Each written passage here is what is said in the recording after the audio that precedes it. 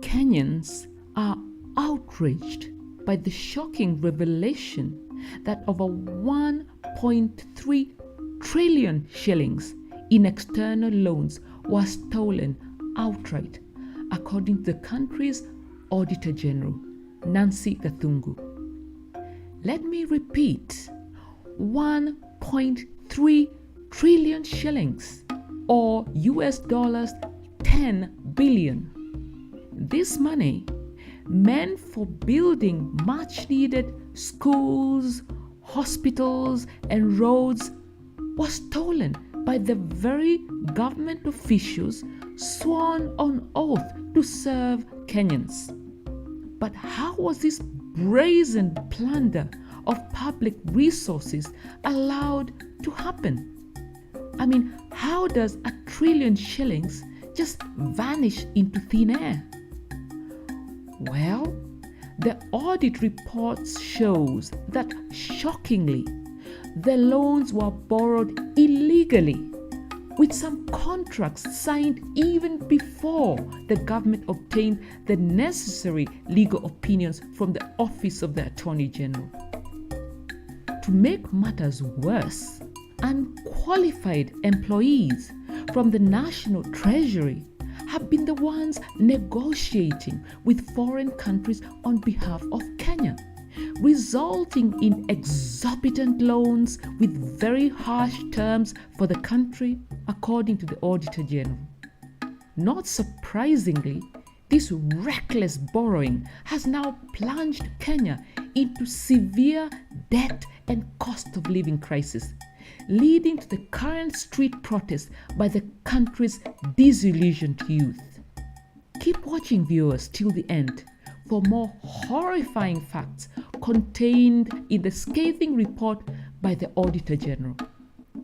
The report, which scrutinizes loans taken between 2010 and 2021, uncovers the unsettling truth, which is that while 1.13 trillion shillings was deposited into the consolidated fund, its actual use remains a complete mystery.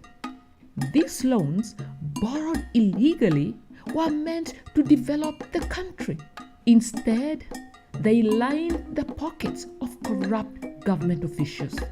This revelation, a slap in the face to every hard-working Kenyan, highlights a gross lack of accountability and suggests widespread corruption at the very highest level. Kenyans are rightly outraged. Their trust has been betrayed. Their future has been stolen. And now they demand answers. They demand justice. Gathungu's special audit brings to light several alarming instances of mismanagement. In one case, documents for 3 loans from Belfius Bank and UniCredit totaling over 29 million euros, or Kenya shillings 4.1 billion, were found missing. Such discrepancies point to possible embezzlement, fueling public anger and mistrust in the government. Further investigations reveal that proceeds from 13 syndicated loans and sovereign bonds amounting to 1.13 trillion shillings, though received, were not transparently used for development. This blatant misuse of funds is a stark reminder of the government's failure to uphold its obligations to its citizens. But this is not merely mismanagement. This is theft on a massive scale. Top foreign lenders during this period included the Eastern and Southern Trade and Development Bank, Standard Bank of South Africa Limited, Isle of Man branch, CGMC, and the China Development Bank. These loans, dominated by euros and dollars, have plunged Kenya into a debt trap, with no clear benefits to show. The report highlights once loan proceeds were deposited into the consolidated fund, they were used without any specific tracking of the application to development projects. This absence of a clear accountability framework is a gross violation of public trust. Adding insult to injury, the Auditor General revealed that the National Treasury failed in its duty to reconcile its records with those of creditors. This negligence not only obscures the true debt position, but inevitably opens the door to financial misreporting and fraud. As President William Ruto's proposed Presidential Task Force on Forensic Audit of Public Debt embarks on a fresh analysis of Kenya's obligations, one cannot help but question whether this move is merely another futile political gesture. Will it bring the much needed transparency and accountability?